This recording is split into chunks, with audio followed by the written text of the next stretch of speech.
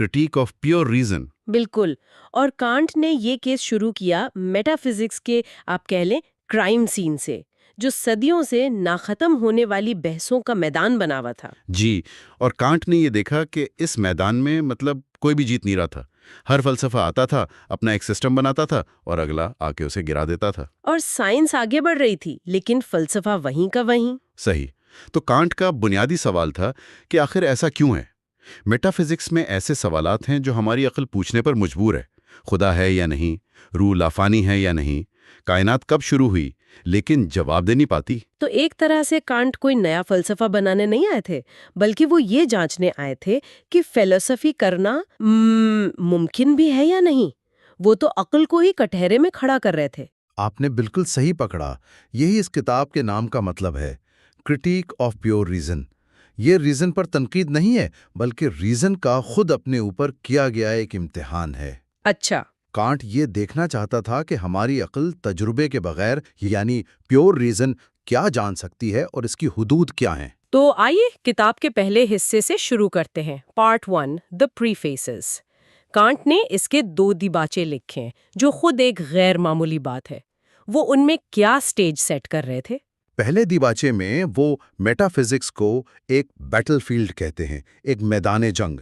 وہ کہتے ہیں کہ اب وقت آ گیا ہے کہ ہم ان بے لگام دعووں کو روکیں اور عقل کا ایک سمجھیں ٹریبیونل قائم کریں جو اس کے جائز دعووں کو مانے اور ناجائز کو مسترد کر دے. اور یہ ٹریبیونل خود عقل کی اپنی جانچ پڑتال ہوگی؟ جی. اور پھر دوسرے دیباچے میں وہ اپنی مشہور کوپرنیکن ریولوشن کی بات کرتے ہیں جو اس کے پورے پروجیکٹ کا مرکز ہے.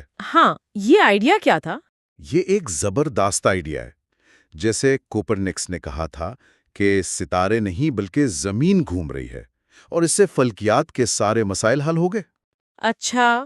کانٹ نے کہا کہ فلسفے میں بھی ہمیں ایسا ہی ایک انقلاب لانا ہوگا. اب تک ہم یہ مانتے آئے ہیں کہ ہمارا سارا علم اشیاء کے گرد گھومتا ہے، مطلب ہمیں چیزوں کے مطابق خود کو ڈھالنا پڑتا ہے. یعنی ہم ایک پیسو آبزرور کی طرح دنیا کی تصویر اپنے ذہن میں بناتے ہیں؟ بالکل. کانٹ کہتا ہے اور ایک بار یہ فرض کر کے دیکھتے ہیں کہ اشیاء ہمارے علم کے مطابق ڈھلتی ہیں. ایک منٹ. یعنی کانٹ یہ کہہ رہا ہے کہ جسے ہم آبجیکٹیو ریالٹی سمجھتے ہیں اس کا بنیادی آپریٹنگ سسٹم ہمارے اپنے ذہن میں نصب ہے. یہی تو انقلاب ہے. یہ تو فلسفے میں زمین کو سورج کے گرد گھمانے والی بات ہو گئی. اس سے پہلے تو سب یہی مانتے تھے کہ ہمارا ذہن دنیا کی نقل اتارتا ہے، لیکن کانٹ کہہ رہا ہے کہ نہیں، دنیا ہمارے ذہن کے قوانین پر چلنے پر مجبور ہے. بالکل. اور اس کا مطلب یہ ہے کہ ہم چیزوں کے بارے میں تجربے سے پہلے یعنی آپرائری کچھ باتیں یقینی طور پر جان سکتے ہیں. کیوں؟ کیونکہ وہ علم ہم باہر سے نہیں لے رہے بلکہ ہمارا ذہن خود اس تجربے پر مسلط کر رہا ہے. لیکن اس کا ایک دوسرا نتیجہ بھی ہے جو بہت اہم ہے. جی. وہ یہ کہ ہم چیزوں کو ویسا نہیں جان سکتے جیسی وہ اپنے آپ میں یعنی things in themselves ہیں، بلکہ صرف ویسا جان سکتے ہیں جیسی وہ ہمیں ظاہر ہوتی ہیں یعنی appearances. اچھا. کیونکہ ہم اپنے ذہن کی ساخت سے باہر قدم ہی نہیں رکھ سکتے. اور اسی لیے اس نے وہ مشہور جملہ کہا I have therefore found it necessary to deny knowledge in order to make room for faith. میں نے علم کا انکار ضروری سمجھا تاکہ ایمان کے لیے جگہ بنا سکوں. یہ سننے میں تو بہت عجیب لگتا ہے. کیا وہ سائنس کو رد کر رہا تھا؟ نہیں، بالکل بھی نہیں. الٹا وہ سائنس کو بچا رہا تھا. اس جملے کا مطلب ہے کہ اس نے پیور ریزن سے حاصل ہونے والے علم کی حدود مقرر کر دی. اس نے کہا کہ جن چیزوں کو سائنس یا تجربہ ثابت نہیں کر سکتا جیسے خدا، آزادی، روح، ان کے بارے میں عقل بھی حتمی طور پر کچھ نہیں کہہ سکتی. اچھا، تو اس نے علم کے دائرے کو محدود کر کے ایمان اور اخلاقیات کے لیے ایک محفوظ جگہ بنا دی جہاں سائنسی اعتراضات کی پہنچ نہ ہو. بالکل. ٹھیک ہے. اب آتے ہیں پارٹ 2 دی انٹروڈکشن. اس انقلابی آئیڈیا کو ثابت کرنے کے لیے کانٹ یہاں کچھ بنیادی اوزار تیار کرتا ہے. یہاں وہ علم کی 2 قسموں میں فرق کرتا ہے، اے پرائیوری اور اے پوسٹریوری. جی. اے پوسٹریوری علم وہ ہے جو ہمیں تجربے سے ملتا ہے، جیسے پانی 100 ڈگری پر ابلتا ہے. یہ علم ہمیشہ ممکنہ طور پر غلط ہو سکتا ہے. صحیح. لیکن اے پرائیوری علم تجربے سے آزاد ہوتا ہے. جیسے ہر واقعے کی کوئی نہ کوئی وجہ ہوتی ہے۔ اس علم کی خاص بات یہ ہے کہ یہ ضروری اور آفاقی ہوتا ہے، یونیورسل، یہ کبھی غلط نہیں ہو سکتا۔ اور یہیں پر وہ ججمنٹس کی بھی دو قسمیں بتاتا ہے، اینالیٹک اور سنتھیٹک۔ یہ تھوڑا ٹیکنیکل ہے، لیکن میرے خیال میں یہ سمجھنا بہت ضروری ہے۔ بہت اہم ہے۔ دیکھیے، اینالیٹک ججمنٹ وہ ہے جس میں خبر یعنی پریڈیکیٹ موضوع یعنی سبجیکٹ کے تصور میں پہلے سے ہی شامل ہوتی ہے، جیسے تمام کوارے غیر شادی شدہ ہوتے ہیں۔ اچھا، یہاں غیر شادی شدہ ہونا تو کوارے کی تعریف کا ہی حصہ ہے۔ یہ ہمیں کوئی نئی معلومات نہیں دیتا، صرف وضاحت کرتا ہے۔ تو اینالیٹک ججمنٹس تو بس لفظوں کی جگالی ہیں، جیسے لغت کی تعریف دہرا دینا۔ کہہ سکتے ہیں۔ اور سنتھیٹک ججمنٹس وہ ہیں جو ہمیں دنیا کے بارے میں کچھ نیا بتاتی ہیں، جیسے تمام اجسام وزنی ہوتے ہیں۔ یہاں وزنی ہونا جسم کی تعریف میں تو شامل نہیں ہے، یہ ایک نئی معلومات ہے۔ آپ نے بالکل صحیح خلاصہ کیا۔ اب ان دونوں فرقوں کو جوڑ کر کانٹ اپنا مرکزی سوال پوچھتا ہے، وہ سوال جس پر پوری کتاب کھڑی ہے، how are synthetic a priori judgements possible? یعنی ایسا علم کیسے ممکن ہے جو نیا بھی ہو، سنتھیٹک، اور تجربے پر منحصر بھی نہ ہو، اے پریوری؟ جی، یہ تو جیسے علم کا ہولی گریل تلاش کرنے کے مترادف ہے۔ اور اس کی مثالیں کیا ہیں؟ ریاضی؟ بالکل، ریاضی اور فزکس بہترین مثالیں ہیں۔ 7 جمع 5 برابر ہے 12 کے۔ یہ ایک سنتھیٹک اے پریوری ججمنٹ ہے۔ یہ اینالیٹک نہیں ہے، کیونکہ 12 کا تصور 7 یا 5 کے تصور میں چھپا ہوا نہیں ہے۔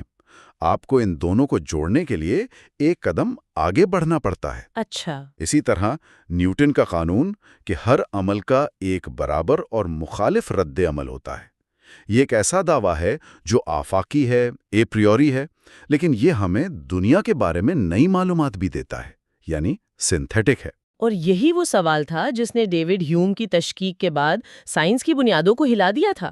اگر کاز اینڈ ایفیکٹ کا تعلق محض ہماری عادت ہے تو سائنس کا کوئی بھی قانون آفاقی نہیں ہو سکتا۔ جی ہاں، کانٹ کا پورا پروجیکٹ یہی دکھانا ہے کہ یہ سنتھیٹک اے پریوری علم نہ صرف ممکن ہے بلکہ سائنس اور ریاضی کی بنیاد ہی یہی ہے۔ ٹھیک ہے، تو اب ہم کتاب کے مول حصے میں داخل ہوتے ہیں۔ Part 3، transcendental aesthetic. اور یہاں ایستھیٹک کا مطلب خوبصورتی یا آرٹ نہیں ہے، ٹھیک ہے نا؟ جی نہیں، اس کا پرانے یونانی مطلب سے تعلق ہے، یعنی حسیات یا سینسیشن۔ تو یہ حسیات کے اصولوں کی سائنس ہے۔ کانٹ یہاں یہ سوال پوچھ رہا ہے کہ ہمارے حسی تجربے یعنی سینسری ایکسپیرینس کی وہ کون سی بنیادی ساختیں ہیں جو تجربے سے پہلے ہمارے اندر موجود ہوتی ہیں۔ اور کانٹ کا جواب یہاں پر دماغ گھما دیتا ہے۔ وہ کہتا ہے اسپیس اور ٹائم، لیکن وہ یہ نہیں کہتا کہ یہ کائنات میں موجود کوئی حقیقی چیزیں ہیں، بلکہ یہ کہ یہ ہمارے ذہن کی ان بلٹ سیٹنگز ہیں۔ کیا میں نے صحیح سمجھا؟ آپ نے بالکل صحیح سمجھا ہے۔ کانٹ کے مطابق اسپیس اور ٹائم باہر کی دنیا کی خصوصیت نہیں ہے، یہ ہمارے ذہن کے وہ فلٹرز ہیں جن کے ذریعے ہم دنیا کا تجربہ کرتے ہیں۔ فلٹرز؟ جی، ہماری بیرونی حس، آؤٹر سینس کی فارم ہے۔ ہم کسی ایسی چیز کا تصور ہی نہیں کر سکتے جو خلا میں موجود نہ ہو۔ خلا کوئی ایسی چیز نہیں جسے ہم دیکھتے ہیں، بلکہ یہ وہ فریم ورک ہے جس میں ہم سب کچھ دیکھتے ہیں۔ تو گویا ہم سب نے پیدائشی طور پر ایک چشمہ پہنا ہوا ہے جسے ہم کبھی اتار نہیں سکتے، اور اس چشمے کا ایک لینز اسپیس ہے اور دوسرا ٹائم۔ بہت شاندار مثال ہے۔ اور ٹائم ہماری اندرونی حس، انر سینس کی فارم ہے۔ ہمارے تمام تجربات، چاہے وہ باہر کی دنیا کے ہوں یا ہمارے اندرونی خیالات و احساسات، وہ وقت کے تسلسل میں ہی ہوتے ہیں۔ صحیح۔ ہم وقت کے بغیر کسی تجربے کا تصور کر ہی نہیں سکتے۔ اس کا مطلب تو یہ ہوا کہ اسپیس اور ٹائم معروضی طور پر حقیقی نہیں ہے؟ یہاں پر کانٹ ایک بہت اہم نقطہ اٹھاتا ہے۔ وہ کہتا ہے کہ ان کی امپیریکل ریالٹی ہے، یعنی ہمارے تجربے کی دنیا کے لیے یہ بالکل حقیقی ہیں۔ ہمارے لیے میز واقعی خلا میں جگہ گھیرتی ہے، اور واقعات وقت میں ہوتے ہیں۔ جی، لیکن ان کی ٹرانسینڈنٹل آئیڈیالٹی ہے، یعنی اگر ہم اپنے ذہن کے چشمے کو ہٹا کر چیزوں کو جیسا وہ اپنے آپ میں ہیں دیکھنے کی کوشش کریں تو وہاں اسپیس اور ٹائم کا کوئی وجود نہیں ہوگا۔ واہ! اور اسی ایک مثال سے کانٹ نے صدیوں پرانی بحث کو ایک طرح سے حل کر دیا۔ کیا علم تجربے سے آتا ہے یا عقل سے؟ کانٹ کہتا ہے دونوں سے۔ تجربہ ہمیں مواد یا را ڈیٹا دیتا ہے، اور ہمارا ذہن اسے سپیس اور ٹائم کی شکل یا فارم دیتا ہے۔ چشمے کے بغیر شیشے میں کچھ دیکھنے کو نہیں، اور شیشے کے بغیر چشمے کا کوئی کام نہیں۔ ٹھیک ہے، تو ایستھیٹک نے یہ واضح کر دیا کہ ہمارے تجربے کا خام مواد زمان و مکان کے فلٹر سے گزر کر ہم تک پہنچتا ہے۔ لیکن یہ تو صرف بے ترتیب حسی ڈیٹا ہے، مطلب رنگوں، آوازوں اور احساسات کا ایک بہاؤ۔ جی، اس ڈیٹا کو بامانی خیالات میں، مثلاً یہ میز بھاری ہے، کون تبدیل کرتا ہے؟ یقیناً یہ کام فہم یا انڈرسٹینڈنگ کا ہے، اور شاید یہی ٹرانسینڈنٹل لاجک کا موضوع ہے۔ بالکل۔ Part 4 transcendental logic. اگر ایستھیٹک اس بارے میں تھا کہ ہم ڈیٹا کیسے وصول کرتے ہیں، تو لاجک اس بارے میں ہے کہ ہمارا ذہن اس ڈیٹا کو کیسے منظم کرتا ہے۔ اس کے دو حصے ہیں، اور پہلا ہے ٹرانسینڈنٹل اینالیٹک، جسے کانٹ سچائی کی منطق کہتا ہے۔ اور اس حصے میں وہ کیا دریافت کرتا ہے؟ یہاں کانٹ اپنے جاسوس کا کام جاری رکھتا ہے اور ہمارے فہم یعنی انڈرسٹینڈنگ کا تجزیہ کر کے ان خالص تصورات، پیور کانسیپٹس کو تلاش کرتا ہے جن کے بغیر کوئی تجربہ ممکن ہی نہیں۔ وہ انہیں کیٹیگریز آف دی انڈرسٹینڈنگ کہتا ہے۔ اچھا، تو ذہن صرف ڈیٹا وصول نہیں کرتا بلکہ اسے پروسیس بھی کرتا ہے۔ لیکن کیا یہ کیٹیگریز ارسطو کی کیٹیگریز جیسی ہیں؟ بہت اچھا سوال ہے۔ یہی کانٹ کا انقلابی قدم ہے۔ ارسطو کے لیے کیٹیگریز وجود کی قسمیں تھیں، یعنی وہ دنیا میں موجود تھیں۔ کانٹ کے لیے یہ فہم کی قسمیں ہیں، یعنی یہ ہمارے ذہن کا حصہ ہیں۔ مطلب یہ دنیا کے بارے میں نہیں بلکہ ہماری دنیا کے بارے میں سوچنے کے طریقے کے بارے میں ہے۔ یہ وہ سافٹ ویئر ہے جو حسی ڈیٹا کو پروسیس کرتا ہے۔ بالکل۔ کانٹ کہتا ہے کہ جس طرح منطق میں ججمنٹس کی 12 قسمیں ہوتی ہیں، اسی طرح فہم کی بھی 12 بنیادی کیٹیگریز ہیں۔ یہ 4 گروپوں میں تقسیم ہے: کوانٹیٹی جیسے یونٹی، وحدت، کوالٹی جیسے ریالٹی، ریلیشن جیسے کوزالٹی یعنی سببیت، اور سبسٹنس یعنی جوہر، اور موڈیلٹی۔ تو کاز اینڈ افیکٹ کا تصور جو ہیوم کے مطابق صرف ایک عادت تھی، کانٹ کے لیے ہمارے ذہن کا ایک بنیادی اوزار ہے۔ جی، کانٹ کہتا ہے کہ ہم تجربے میں وجہ اور اثر کو دیکھتے نہیں ہیں، بلکہ ہمارا ذہن خود اس تصور کو تجربے پر لاگو کرتا ہے تاکہ اسے بامانی بنا سکے۔ ان کیٹیگریز کے بغیر کانٹ کے اپنے الفاظ میں ہمارا تجربہ نمائندگیوں کا ایک اندھا کھیل، ایک خواب سے بھی کمتر ہوگا۔ یہ ہمیں کتاب کے سب سے مشکل اور شاید سب سے اہم حصے کی طرف لاتا ہے، ٹرانسینڈنٹل deduction of the categories.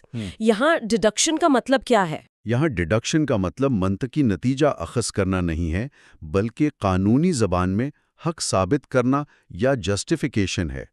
Can't یہاں یہ ثبوت پیش کر رہا ہے کہ ہمیں ان خالص تصورات کو جو ہمارے ذہن میں ہیں بیرونی دنیا پر لاگو کرنے کا حق کیوں حاصل ہے۔ اور اس کا ثبوت کیا ہے؟ یہ تو بہت بڑا دعویٰ ہے۔ ثبوت وہی کوپرنیکن خیال ہیں۔ یہ کیٹیگریز تجربے کو ممکن بنانے کی شرائط ہیں۔ ان کے بغیر کوئی معروضی تجربہ ہو ہی نہیں سکتا۔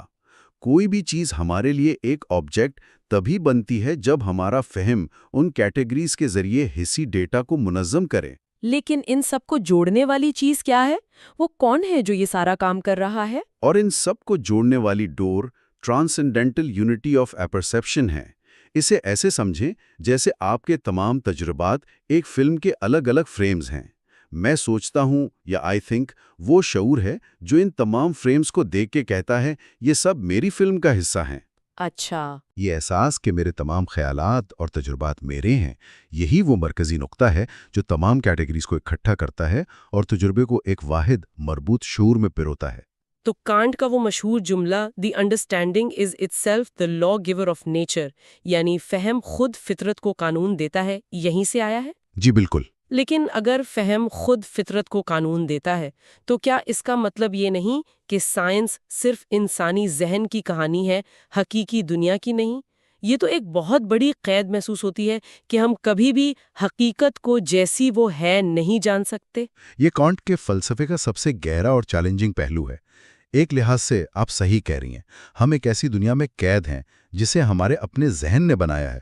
ہم فطرت کے قوانین کو دریافت نہیں کرتے، بلکہ ہمارا فہم خود انہیں فطرت پر لاگو کرتا ہے۔ لیکن پھر ہمارا علم آبجیکٹو کیسے ہوا؟ دوسری طرف، چونکہ یہ ذہنی ساخت یہ کیٹیگریز اسپیس اور ٹائم تمام انسانوں میں مشترک ہیں، اس لیے ہمارا علم سبجیکٹیو یا ذاتی نہیں بلکہ آبجیکٹیو یعنی موضوعی ہے۔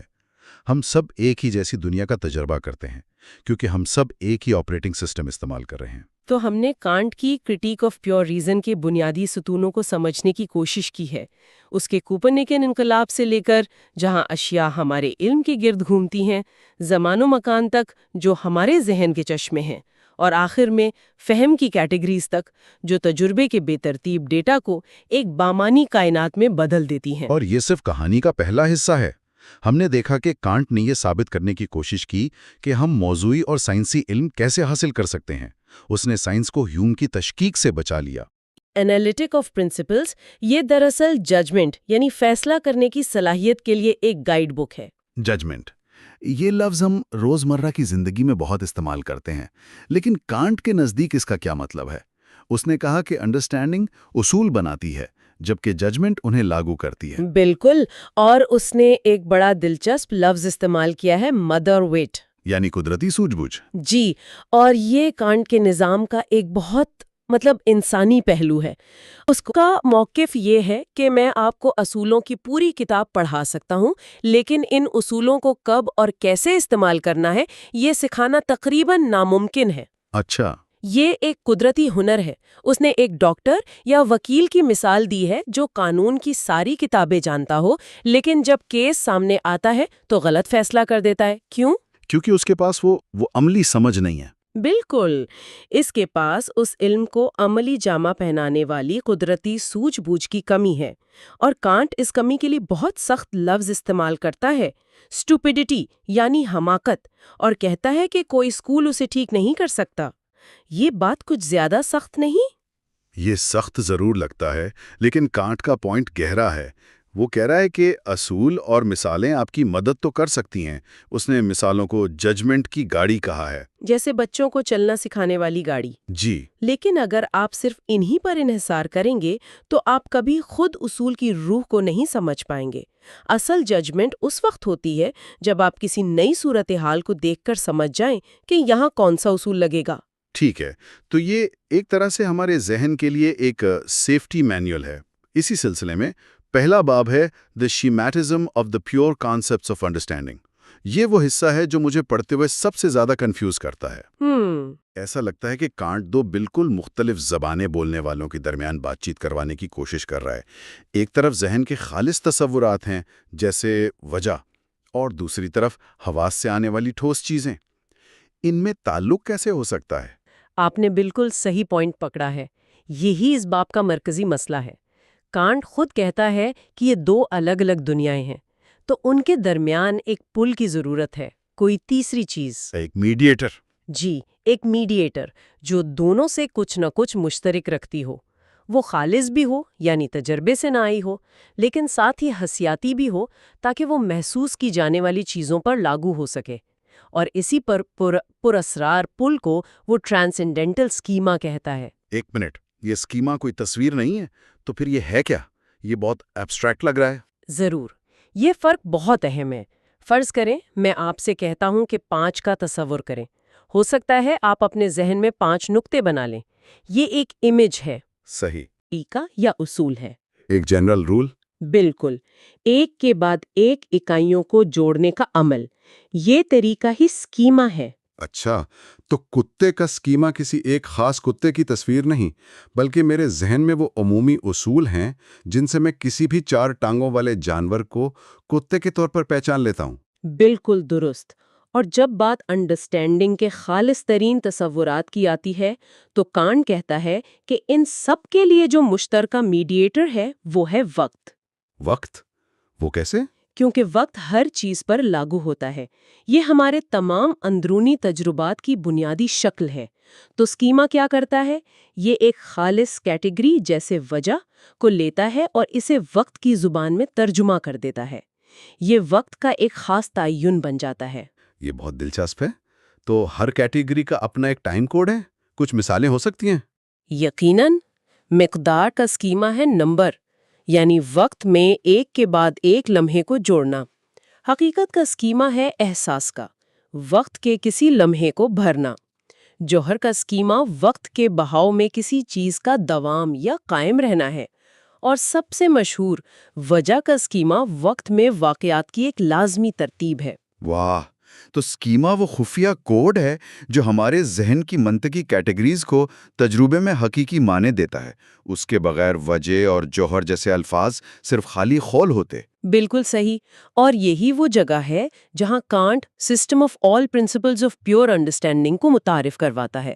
اب جبکہ ہمارے پاس اسکیما کی شکل میں پل موجود ہے، کانٹ بتائے گا کہ اس پل پر چل کر ہمارا ذہن کائنات کے بارے میں کون سے ایسے حتمی فیصلے اے پرائیوری کر سکتا ہے جو ہمیشہ سچ ہوں، اور اس نے ان اصولوں کو 4 گروہوں میں تقسیم کیا ہے۔ لیکن اس نے ایک اور تفریق کی ہے، پہلے 2 کو میتھمیٹیکل اور آخری 2 کو ڈائنامیکل کہا ہے۔ اس کا کیا مطلب ہے؟ اسے اس طرح سوچیں، میتھمیٹیکل اصول انڈیویجول لیگو بلاکس بنانے کے قوانین ہیں۔ وہ بتاتے ہیں کہ کسی بھی تجربے کے ایک ٹکڑے کی بنیادی ساخت کیا ہوگی۔ اچھا، اس کے برعکس ڈائنامیکل اصول یہ بتاتے ہیں کہ یہ تمام بنے ہوئے لیگو بلاکس ایک دوسرے سے کیسے جڑ سکتے ہیں تاکہ ایک مستحکم مربوط دنیا بن سکے۔ وہ پوری دنیا کے آپریٹنگ سسٹم کے اصول ہیں۔ بہت خوب۔ تو آئیے پہلے لیگو بلاکس کی ساخت کو دیکھتے ہیں۔ پہلا اصول ہے ایگزیمز آف انٹیوشن۔ اس کا دعویٰ ہے کہ تمام ادراکات وسیع مقداریں ہیں۔ آسان الفاظ میں کیا مطلب ہوا اس کا؟ اس کا سیدھا سا مطلب یہ ہے کہ ہم کسی بھی چیز کو جو اسپیس یا ٹائم میں موجود ہو ایک اکائی کے طور پر نہیں دیکھ سکتے۔ ہمارا ذہن اسے ہمیشہ حصوں کو جوڑ کر ہی بناتا ہے۔ آپ ایک لکیر کا تصور اس وقت تک نہیں کر سکتے جب تک آپ اسے ذہنی طور پر ایک نقطے سے دوسرے نقطے تک کھینچ نہ لیں۔ تو اس کا مطلب یہ ہوا کہ جیومیٹری حقیقی دنیا پر اس لیے لاگو ہوتی ہے کیونکہ ہمارا ذہن ہی دنیا کو ریاضیاتی انداز میں دیکھنے کے لیے بنا ہے۔ بالکل، یہی کانٹ کا کوپرنیکل انقلاب ہے۔ اب آئیے دوسرے میتھمیٹیکل اصول پر، اینٹیسپیشنز آف پرسیپشن۔ اس کا اصول ہے کہ ہر احساس کی ایک شدت مقدار یعنی ایک ڈگری ہوتی ہے۔ ہاں، شدت مقدار سے کیا مراد ہے؟ دیکھیں، پچھلا اصول چیزوں کے پھیلاؤ کے بارے میں تھا، یہ اصول ان کی شدت یعنی انٹینسٹی کے بارے میں ہے۔ مثال کے طور پر کمرے میں روشنی یا پانی کی گرمی، ان سب کی ایک ڈگری ہوتی ہے۔ جیسے ایک ڈمر سوئچ جو روشنی کو 100% سے 0 تک لے جاتا ہے۔ کیا خوب مثال دی ہے، بالکل یہی بات ہے۔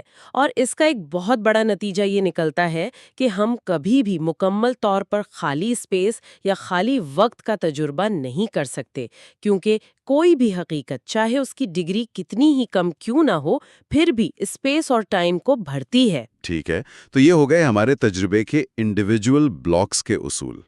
اب آتے ہیں ڈائنامیکل اصولوں پر، جو بتاتے ہیں کہ یہ بلاکس آپس میں کیسے جڑتے ہیں۔ اس حصے کا نام ہے انالوجیز آف ایکسپیرینس۔ جی، کیونکہ ہمارے حواس میں تو تاثرات کی ایک بے ترتیب فلم چل رہی ہے۔ اسے ایک معروضی تجربے میں بدلنے کے لیے ذہن کو کچھ قوانین کی ضرورت ہے جو وقت میں ان کے تعلقات کو مستحکم کریں۔ اور اس نے 3 انالوجی پیش کی ہیں۔ پہلی ہے principle of permanence of substance, یعنی جوہر کے دوام کا اصول۔ لیکن ہمیں اس کی ضرورت کیوں ہے؟ کیونکہ ہم وقت کو براہ راست نہیں دیکھ سکتے، ہم صرف تبدیلی کو دیکھتے ہیں، اور تبدیلی کو سمجھنے کے لیے ضروری ہے کہ کوئی ایسی چیز پس منظر میں ہو جو خود تبدیل نہ ہو رہی ہو، جس کے مقابلے میں ہم تبدیلی کو ناپ سکیں۔ وہ مستقل پس منظر ہی جوہر ہے۔ یہ تو تجربے کی بنیاد کا بنیادی پتھر ہوا۔ اب آتے ہیں دوسرے اور شاید سب سے مشہور اصول پر، پرنسپل آف کازیلٹی، یعنی علت اور معلول کا قانون۔ اور یہ اصول کانٹ کے پورے فلسفے کا مرکز ہے۔ یہ ڈیوڈ ہیوم کو ان کا جواب تھا، جنہوں نے کہا تھا کہ ہم کبھی وجہ کو نہیں دیکھتے۔ کانٹ کہہ رہے ہیں کہ وجہ دنیا میں موجود کوئی چیز نہیں جسے ہم ڈھونڈتے ہیں، بلکہ یہ ہمارے ذہن کا وہ سافٹ ویئر ہے جو تجربے کو سمجھنے کے لیے ضروری ہے۔ اور اس کو ثابت کرنے کے لیے اس نے وہ مشہور جہاز والی مثال دی ہے۔ جی، جب میں ایک جہاز کو دریا میں نیچے جاتے دیکھتا ہوں تو میں ہمیشہ اسے اوپر والی پوزیشن پر پہلے اور نیچے والی پوزیشن پر بعد میں دیکھتا ہوں۔ یہ ترتیب ناقابل واپسی ہے۔ جی، لیکن جب میں ایک گھر کو دیکھتا ہوں تو میں پہلے چھت اور پھر بنیاد دیکھ سکتا ہوں، یا اس کے برعکس، میرے دیکھنے کی ترتیب میری مرضی پر ہے۔ بالکل۔ تو سوال یہ ہے کہ ذہن ان 2 تجربات میں فرق کیسے کرتا ہے؟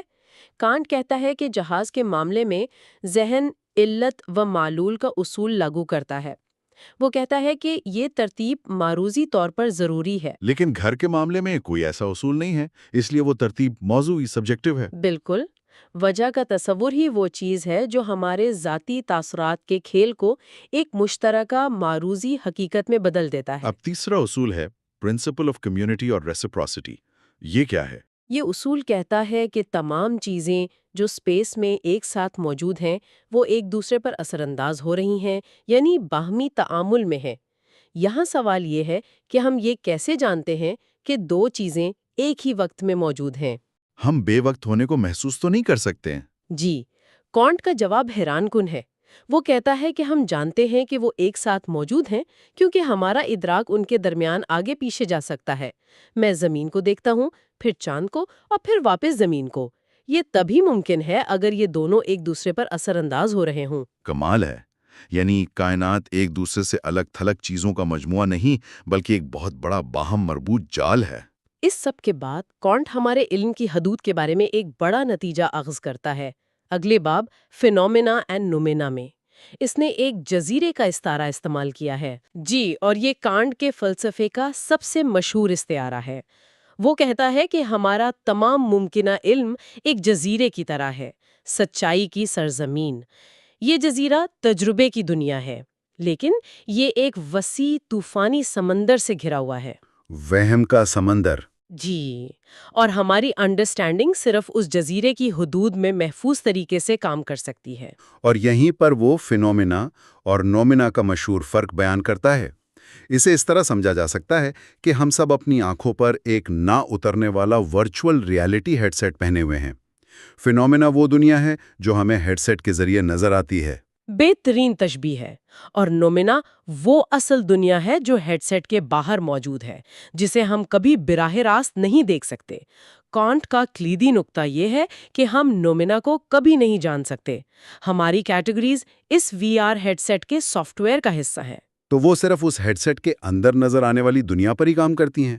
بالکل، اگر آپ انہیں ہیڈ سیٹ سے باہر کی دنیا پر لاگو کرنے کی کوشش کریں گے تو وہ بے معنی ہو جائیں گی۔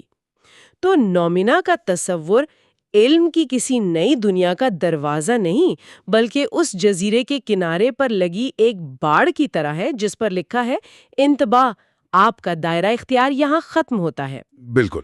اور یہ دکھانے کے لیے کہ جب کوئی فلسفی اس انتباہ کو نظر انداز کرتا ہے تو کیا ہوتا ہے، کانٹ آخر میں ایک ضمیمہ دی ایمفیبولی آف کانسیپٹس آف ریفلیکشن پیش کرتا ہے۔ ایمفیبولی کا مطلب ہے ابہام، اور یہاں وہ لائبنز کو ایک کیس سٹڈی کے طور پر پیش کرتا ہے۔ تو لائبنز نے کیا غلطی کی تھی؟ کانٹ کے مطابق لائبنز کی بنیادی غلطی یہ تھی کہ اس نے فینومینا کو نومینا سمجھ لیا۔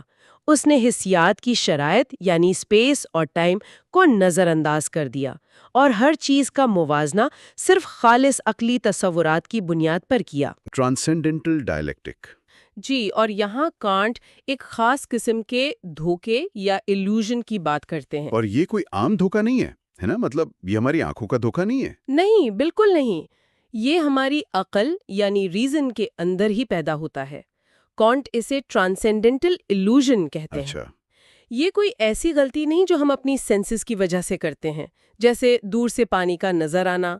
یہ غلطی ہمارے ججمنٹ میں ہے۔ تو یہ ایک قدرتی دھوکہ ہے جس سے بچا نہیں جا سکتا؟ بالکل۔ اس کی مثال ایسے ہے جیسے چاند افق پر ہمیں بڑا نظر آتا ہے۔ اب ایک ماہر فلکیات کو معلوم ہے کہ یہ ایک ایلیوژن ہے، لیکن وہ پھر بھی اسے بڑا ہی دیکھتا ہے۔ وہ اس حقیقت کو جاننے کے باوجود اس سے بچ نہیں سکتا۔ جی، وہ اسے نظر انداز کر سکتا ہے، ختم نہیں کر سکتا۔ کانٹ کہتی ہیں کہ پیور ریزن کے ساتھ بھی بالکل ایسا ہی ہوتا ہے۔ تو یہ ناگزیر ایلیوژن آتا کہاں سے ہے؟ کیا ہماری عقل خود ہی خود کو دھوکہ دیتی ہے؟ ایک طرح سے ہاں۔ دیکھیں، کانٹ ریزن اور انڈرسٹینڈنگ میں فرق کرتی ہیں۔ انڈرسٹینڈنگ کا کام ہے ہمارے تجربات کو رولز کے ذریعے منظم کرنا۔ ٹھیک ہے، یعنی ایک قسم کا مینیجر ہے جو ڈیٹا فائل کرتا ہے۔ صحیح، لیکن ریزن اس سے بھی آگے جانا چاہتی ہے۔ وہ ان تمام رولز کو بڑے پرنسپلز کے تحت لانا چاہتی ہے اور ہر چیز کی انکنڈیشنڈ یعنی غیر مشروط بنیاد تک پہنچنا چاہتی ہے۔ انکنڈیشنڈ، اس سے کیا مراد ہے؟ یہ تھوڑا سمجھائیں۔ یعنی وہ حتمی وجہ یا بنیاد جس کی خود کوئی وجہ نہ ہو. ریزن ہمیشہ کیوں پوچھتی رہتی ہے اور وہ اس وقت تک نہیں رکتی جب تک اسے آخری جواب نہ مل جائے جو ہر تجربے سے ماورا ہو. اچھا، تو یہی کوشش اسے ایکسپیرینس کی حدود سے باہر لے جاتی ہے اور وہم پیدا کرتی ہے. بالکل. اور جب ریزن تجربے کی حدود سے باہر نکلتی ہے تو وہ نئے کانسیپٹس بناتی ہے. اور انہی کو وہ ٹرانسینڈنٹل آئیڈیاز کہتے ہیں. جی، یہ وہ کانسیپٹس ہیں جن کا کوئی مقابل ہمیں ایکسپیرینس میں مل ہی نہیں سکتا. کانٹ اس کو سمجھانے کے لیے افلاطون کی مثال دیتی ہیں. اچھا، پلیٹو کے آئیڈیاز. جیسے نیکی کا کامل آئیڈیا، بالکل. جو ہمیں تجربے میں کبھی نہیں ملتا مگر ہمارے ذہن میں موجود ہوتا ہے. ہاں. تو کانٹ کے نزدیکی آئیڈیاز کون سے ہیں؟ وہ انہیں 3 بڑی کلاسوں میں تقسیم کرتی ہیں. پہلا ہے روح، یعنی اے تھنکنگ سبجیکٹ کی ایبسولوٹ یونٹی. اس سے جنم لیتی ہے ریشنل سائیکالوجی. ٹھیک ہے. دوسرا آئیڈیا ہے دنیا، یعنی اے ورلڈ. اس سے کاسمولوجی بنتی ہے. اور تیسرا تمام ممکنہ چیزوں کی ایبسولوٹ یونٹی، یعنی خدا. اور اس سے تھیولوجی بنتی ہے روح، دنیا اور خدا. فلسفی کے بگ 3. جی. تو آج ہم ان میں سے پہلے آئیڈیا یعنی روح پر بات کریں گے. کانٹ کہتے ہیں کہ جب ہم صرف پیور ریزن کی بنیاد پر روح کے بارے میں جاننے کی کوشش کرتے ہیں تو ہم پیرالوجزمز کا شکار ہو جاتے ہیں. یہ کیا ہے؟ پیرالوجزم ایک ایسا استدلال ہے جس کی فارم میں غلطی ہو، یعنی وہ دیکھنے میں ٹھیک لگتا ہے لیکن ہوتا غلط ہے. کانٹ کہتی ہیں کہ ریشنل سائیکالوجی 4 ایسے ہی غلط استدلالوں پر مبنی ہے جو میں سوچتا ہوں یعنی آئی تھنک کے سادہ سے جملے سے نکلتے ہیں. میں سوچتا ہوں سے یہ تو بڑا معصوم سا جملہ ہے. چلیں ان کو ایک ایک کر کے دیکھتے ہیں. پہلا پیرالوجزم کیا ہے؟ پہلا پیرالوجزم ہے سبسٹینشیلٹی کا، یعنی یہ دعویٰ کہ روح ایک جوہر، ایک سبسٹنس ہے. اور اس کی دلیل کیا دی جاتی ہے؟ دلیل یہ ہے وہ چیز جو ہمارے فیصلوں کا ایبسولوٹ سبجیکٹ ہو وہ جوہر ہے. میں ایک سوچنے والا وجود اپنے تمام فیصلوں کا سبجیکٹ ہوں، اس لیے میں ایک جوہر ہے. ایک منٹ، یہ دلیل تو بالکل ٹھیک لگ رہی ہے. میں ہی تو ہوں جو یہ سب سوچ رہا ہے. میرے خیالات بدلتے ہیں لیکن میں تو وہی رہتا ہوں. اس میں غلطی کہاں ہے؟ یہیں تو کانٹ کی ذہانت ہے. وہ کہتی ہیں کہ یہ صرف ایک لاجیکل سٹیٹمنٹ ہے. میں تمام سوچوں کا سبجیکٹ ضرور ہے لیکن اس سے یہ ثابت نہیں ہوتا کہ میں ایک مستقل قائم بذات شے یا سبسٹنس ہوں. اچھا. ہمیں اس میں کا کوئی تجربہ یا انٹیوشن نہیں ہے جو وقت کے ساتھ قائم رہے. ہم اسے محسوس نہیں کر سکتے. یہ صرف ایک لاجیکل پوائنٹ ہے. تو یہ کہنا کہ روح ایک جوہر ہے ہمیں کوئی نئی نالج نہیں دیتا. بہت دلچسپ. یعنی ہم سوچتے ہیں کہ ہم ایک مستقل شے ہیں لیکن اسے ثابت نہیں کر سکتے. یہ صرف ہمارے شعور کا ایک فیچر ہے. بالکل، آپ نے صحیح پکڑا. اب آتے ہیں دوسرے پیرالوجزم پر. ٹھیک ہے، وہ کیا ہے؟ وہ ہے سمپلسٹی کا، یعنی روح بسیط ہے، سمپل ہے، اس کے حصے نہیں ہو سکتے. اچھا. دلیل یہ ہے ایک سوچ مختلف حصوں میں تقسیم نہیں ہو سکتی. وہ ایک واحد اکائی ہے. اس لیے جو چیز سوچتی ہے یعنی روح وہ بھی سمپل ہونی چاہیے، مرکب نہیں. کانٹ اسے سب سے مضبوط دلیل کہتی ہیں. اور یہ واقعی ایک مضبوط دلیل لگتی ہے. میرا شعور ایک سنگل سکرین کی طرح ہے، تو پھر اس میں کیا خامی ہے؟ کانٹ کہتی ہیں کہ یہاں بھی ہم سوچ کی وحدت کو سوچنے والے کی وحدت سمجھ لیتے ہیں. اچھا. ہو سکتا ہے کہ سوچنے والا وجود مادی ہو لیکن اس کی سوچ ایک وحدت کے طور پر ظاہر ہو. چونکہ ہم مادے کی اصل حقیقت کو نہیں جانتے، ہم یہ نہیں کہہ سکتے کہ روح مادے سے مختلف ہے. ہم صرف اپنی کانشسنس کی لاجیکل یونٹی کو جانتے ہیں، خود سبجیکٹ کی سمپلسٹی کو نہیں. یہ تو واقعی گہری بات ہے. یعنی شعور کی وحدت روح کی سادگی کی دلیل نہیں ہے. اچھا، تو تیسرا پیرالوجزم؟ تیسرا ہے پرسنالٹی کا، یعنی روح ایک شخص ہے. اس کی دلیل؟ دلیل یہ ہے جو چیز مختلف اوقات میں اپنی شناخت سے واقف ہو وہ ایک شخص ہے. روح مختلف اوقات میں اپنی شناخت سے واقف ہے، اس لیے روح ایک شخص ہے. لیکن یہ تو ایک حقیقت ہے. میں آج بھی وہی ہوں جو کل تھا. میری یادداشت اس کا ثبوت ہے.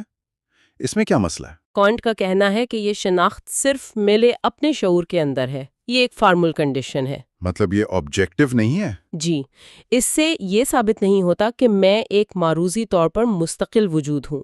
اگر کوئی دوسرا شخص مجھے دیکھے تو وہ میرے شعور کی اس اندرونی شناخت کی تصدیق نہیں کر سکتا۔ اچھا، تو یہ پرسنالٹی بھی ایک سبجیکٹیو فیلنگ ہے، آبجیکٹیو ریالٹی نہیں؟ یہ تو بہت گہری بات ہے۔ ٹھیک ہے، اور چوتھا اور آخری پیرالوجزم؟ چوتھا پیرالوجزم ہے آئیڈیالٹی کا۔ یہ وہ کلاسک آرگیومنٹ ہے کہ بیرونی دنیا کا وجود مشکوک ہے۔ اچھا، دا میٹرکس والا آئیڈیا۔ ہاں، کچھ ویسا ہی۔ دلیل یہ ہے جن چیزوں کے وجود کا ہم صرف اندازہ لگا سکتے ہیں ان کا وجود مشکوک ہوتا ہے۔ ہم بیرونی چیزوں کے وجود کا صرف اپنے خیالات سے اندازہ لگاتے ہیں، اس لیے تمام بیرونی اشیاء کا وجود مشکوک ہے۔ اور کانٹ جو ایک ریئلسٹ فلسفی ہیں، وہ اس کا کیا جواب دیتے ہیں؟ یہاں کانٹ ایک بہت اہم نقطہ اٹھاتی ہیں۔ وہ کہتی ہیں کہ بیرونی اشیاء دراصل چیزیں نہیں ہیں بلکہ ہمارے ذہن میں موجود ریپرزنٹیشنز یا ظواہر ہیں۔ کیا مطلب؟ وہ اس لیے بیرونی کہلاتی ہیں کیونکہ وہ اسپیس میں ظاہر ہوتی ہیں، اور اسپیس خود ہمارے ذہن کا ایک فارم آف انٹیوشن ہے۔ ایک منٹ، تو کیا کانٹ یہ کہہ رہے ہیں کہ بیرونی دنیا ہمارے ذہن کے اندر ہے؟ ایک طرح سے ہاں، اس لیے بیرونی اشیاء کا وجود اتنا ہی حقیقی ہے جتنا میرا اپنا وجود، کیونکہ دونوں ہی میرے شعور کا حصہ ہیں۔ واہ! ہمیں ان کے وجود کا اندازہ لگانے کی ضرورت نہیں، ہم انہیں براہ راست پرسیو کرتے ہیں۔ تو انہوں نے پرابلم کو سالو نہیں کیا بلکہ ڈیزالو کر دیا۔ انہوں نے کہا کہ اندرونی اور بیرونی دنیا دونوں برابر کی حقیقت رکھتی ہیں۔ اچھا، تو ان تمام پیرالوجزمز کا تجزیہ کرنے کے بعد کانٹ ریشنل سائیکالوجی کے بارے میں کیا نتیجہ اخذ کرتے ہیں؟ کانٹ کا نتیجہ یہ ہے کہ ریشنل سائیکالوجی ہمیں روح کی نوعیت یا اس کی لافانیت کے بارے میں کوئی مثبت علم یعنی پازیٹیو نالج فراہم نہیں کر سکتی۔ تو یہ ایک سائنس نہیں ہے؟ نہیں، یہ ایک ڈسپلن ہے۔ اس کا کام ہمیں اسپیکولیٹو ریزن کی حدود دکھانا ہے۔ یہ ہمیں بے روح مادیت یعنی مٹیریلزم اور بے بنیاد روحانیت یعنی اسپرچولزم دونوں سے بچاتی ہے۔ تو بنیادی غلطی کیا ہے جو ہم سب کرتے ہیں؟ بنیادی غلطی شعور کی وحدت جو علم کی ایک فارم ہے کو ایک معروضی شے یعنی روح کا علم سمجھ لینا ہے۔ کانٹ کہتے ہیں کہ جب ہماری عقل اپنی حد یعنی ایکسپیرینس کی دنیا سے باہر نکلتی ہے، حد سے باہر۔ ہاں، حد سے باہر جا کر بڑے سوالوں کے جواب ڈھونڈتی ہے، جیسے کائنات کب شروع ہوئی یا آزادی کیا ہے، تو وہ ایک عجیب مشکل میں پھنس جاتی ہے۔ انہوں کے لیے اس کے پاس برابر کی مضبوط دلیلیں ہوتی ہیں۔ ایک منٹ، یہ تو بہت عجیب بات ہے۔ مطلب ہماری عقل، ہمارا سب سے عظیم ٹول، خود اپنے خلاف ہی دلیل دینے لگتا ہے۔ ایگزیکٹلی۔ کیا کانٹ یہ کہہ رہے ہیں کہ ہمارے ذہنی آپریٹنگ سسٹم میں کوئی فنڈامنٹل بگ ہے؟ آپ اسے بگ کہہ سکتے ہیں۔ کانٹ کہتے ہیں کہ یہ عقل کی فطرت ہے، وہ انجانے میں اس جال میں پھنس جاتی ہے۔ اچھا۔ اس سے یا تو انسان مایوس ہو کر سوچنا ہی چھوڑ دیتا ہے، جسے کانٹ مزاحیہ انداز میں یوتھینیزیا آف پیور ریزن کہتے ہیں، رائٹ۔ یا پھر وہ ضدی ہو کر بنا دلیل کے کسی ایک طرف ہو جاتا ہے، جسے ہم ڈاگمیٹزم کہتے ہیں۔ دونوں ہی فلسفے کے لیے خطرناک ہے۔ تو اس کا حل کیا ہے؟ اگر عقل ہی قصوروار ہے تو کیس سالو کون کرے گا؟ یہاں کانٹ اپنا سیپٹیکل میتھڈ استعمال کرتے ہیں، لیکن ان کا مقصد ہر چیز پر شک کر کے نالج کو ریجیکٹ کرنا نہیں ہے۔ تو پھر کیا ہے؟ ان کا مقصد یہ تحقیق کرنا ہے کہ یہ جھگڑا آخر ہو کیوں رہا ہے، کہیں ایسا تو نہیں کہ جس سوال پر بحث ہو رہی ہے وہ سوال ہی غلط ہو۔ اچھا، تو اب ہم چیپٹر کے پہلے section system of cosmological ideas پر آتے ہیں۔ یہاں سے کانٹ اپنی انویسٹیگیشن شروع کرتے ہیں۔ جی، یہاں کانٹ بتاتے ہیں کہ یہ تضادات کاسمولوجیکل آئیڈیاز سے پیدا ہوتے ہیں۔ دیکھیں، ہماری عقل کی عادت ہے کہ جب بھی وہ کسی کنڈیشنڈ چیز کو دیکھتی ہے، کنڈیشنڈ یعنی ایسی چیز جو کسی وجہ پر ڈیپینڈ کرتی ہو؟ بالکل، تو وہ اس کی پوری سیریز، اس کی ایبسلیوٹ ٹوٹالٹی کو جاننا چاہتی ہے۔ وہ اس پہلی انکنڈیشنڈ وجہ تک پہنچنا چاہتی ہے جس کے آگے کوئی اور وجہ نہ ہو۔ ان کا وہ آخری جواب جس کے بعد کوئی اور کیوں نہ بچے۔ جیسے ایک بچہ پوچھتا رہتا ہے اور پھر کیا ہوا، جب تک وہ کہانی کی بالکل شروعات تک نہ پہنچ جائے۔ بالکل صحیح مثال ہے، اور اسی عادت کی وجہ سے 4 بنیادی سوال پیدا ہوتے ہیں۔ اور یہی آگے چل کے 4 اینٹینومیز بناتے ہیں۔ جی ہاں، بالکل، اور کانٹ بتاتے ہیں کہ یہ 4 سوال ہماری انڈرسٹینڈنگ کی 4 کیٹیگریز سے نکلتے ہیں۔ اچھا، تو وہ 4 بنیادی سوال کیا ہیں جن پر عقل پھنس جاتی ہے؟ پہلا سوال وقت اور جگہ کے بارے میں ہے۔ کیا دنیا وقت اور جگہ کے لحاظ سے محدود ہے یا لامحدود؟ اوکے، دوسرا سوال مادے یا میٹر کی تقسیم کے بارے میں ہے۔ اگر ہم چیزوں کو توڑتے جائیں تو کیا آخر میں کوئی ایسا بنیادی ناقابل تقسیم ذرہ بچے گا یا یہ سلسلہ ہمیشہ چلتا رہے گا؟ ٹھیک ہے، آگے؟ تیسرا سوال ثوابیت یعنی کازیلٹی سے متعلق ہے، اور یہ شاید سب سے اہم ہے۔ صحیح؟ کیا دنیا میں ہر واقعہ قدرت کے قوانین کا پابند ہے، یا کہیں فریڈم یا آزادی کی بھی گنجائش ہے کہ کوئی چیز بنا کسی پچھلی وجہ کے شروع ہو سکے؟ اور چوتھا؟ اور چوتھا سوال وجود سے متعلق ہے۔ کیا اس دنیا میں یا اس سے باہر کوئی ایسی ہستی موجود ہے جس کا ہونا لازمی یا ایبسولوٹلی نیسیسری ہے؟ تو یہ وہ 4 بڑے میدان جنگ ہیں جہاں عقل اپنے ہی 2 حصوں میں تقسیم ہو جاتی ہے۔ اب ہم آتے ہیں سیکشن 2 پر، اینٹیتھیٹک آف پیور ریزن۔ ہاں، یہاں کانٹ اس میدان جنگ کی تصویر کشی کرتے ہیں۔ وہ اینٹیتھیٹک اس صورتحال کو کہتے ہیں جہاں 2 ڈاگمیٹک دعوے، ایک تھیسس اور دوسرا اس کا مخالف اینٹی تھیسس، آمنے سامنے آ جاتے ہیں۔ اور دونوں ہی عقلی لگتے ہیں۔ دونوں ہی عقلی لگتے ہیں، دونوں طرف عقل کے اپنے ہی اصول استعمال ہو رہے ہوتے ہیں۔ کانٹ اسے ایک ڈائلیکٹیکل بیٹل فیلڈ کہتے ہیں۔ ایک ایسا میدان جنگ جہاں دونوں طرف جیت بھی سکتے ہیں لیکن جنگ کبھی ختم نہیں ہوتی۔ یہ تو ذہنیت کے لیے قید خانے جیسا لگتا ہے۔ بالکل، کانٹ کہتے ہیں کہ یہاں جو پہلے حملہ کرتا ہے وہ جیت جاتا ہے، اور جو دفاع کرتا ہے وہ ہار جاتا ہے۔ لیکن اس جیت ہار کا کوئی فائدہ نہیں، کیونکہ کوئی مستقل نتیجہ نہیں نکلتا۔ چلیے اس جنگ کو قریب سے دیکھتے ہیں۔ پہلی اینٹینومی، اس کا تھیسس کیا ہے؟ پہلی اینٹینومی کا تھیسس ہے دنیا وقت میں ایک شروعات رکھتی ہے اور جگہ کے لحاظ سے بھی محدود ہے۔ اور اس کی دلیل؟ دلیل یہ ہے کہ اگر دنیا کی وقت میں کوئی شروعات نہ ہو تو اس کا مطلب ہے کہ آج کے لمحے تک ایک لامحدود وقت گزر چکا ہے۔ لیکن لامحدود کا مطلب یہ ہے جو کبھی مکمل نہ ہو سکے۔ صحیح۔ لہٰذا ایک لامحدود وقت کا گزر جانا ناممکن ہے، اس لیے دنیا کی شروعات ضروری ہے۔ یہی لاجک سپیس پر بھی لاگو ہوتا ہے۔ یہ دلیل تو اپنی جگہ کافی عقلی لگتی ہے نا؟ لیکن اس کا مخالف دعویٰ یعنی اینٹی تھیسس اسے کیسے غلط ثابت کرتا ہے؟ اینٹی تھیسس کہتا ہے دنیا کی نہ کوئی شروعات ہے اور نہ ہی کوئی حد، وہ وقت اور جگہ دونوں لحاظ سے لامحدود ہے۔ اور اس کی دلیل کیا ہے؟ اس کی دلیل بھی بڑی دلچسپ ہے۔ اگر ہم مان لیں کہ دنیا وقت میں شروع ہوئی تو اس کا مطلب اس سے پہلے ایک خالی وقت تھا۔ ٹھیک ہے، لیکن خالی وقت میں کوئی چیز اچانک کیسے وجود میں آ سکتی ہے؟ اس خالی وقت کے ہر لمحے میں ایسی کوئی خاص شرط نہیں ہوتی جو کسی دوسرے لمحے سے مختلف ہوں۔ یہی دلیل سپیس کے لیے ہے۔ اگر دنیا محدود ہے تو اس کے باہر کیا ہے؟ خالی سپیس، وہ تو کچھ نہیں ہوتا۔ لہٰذا دنیا لامحدود ہے۔ کمال ہے، دونوں طرف سے ایسی دلیلیں ہیں کہ سمجھ نہیں آتا کس کو مانے۔ اب آتے ہیں دوسری اینٹینومی پر جو مادے کی تقسیم کے بارے میں تھی۔ جی، دوسری اینٹونومی کا تھیسس کہتا ہے دنیا کی ہر مرکب چیز سادہ یعنی سمپل اجزاء سے مل کر بنی ہے۔ اس کا لاجک کیا ہے؟ لاجک یہ ہے کہ اگر آپ کسی چیز سے اس کی کمپوزیشن ہٹا دیں اور آخر میں سمپل پارٹس نہ بچیں تو پھر کچھ بھی نہیں بچنا چاہیے۔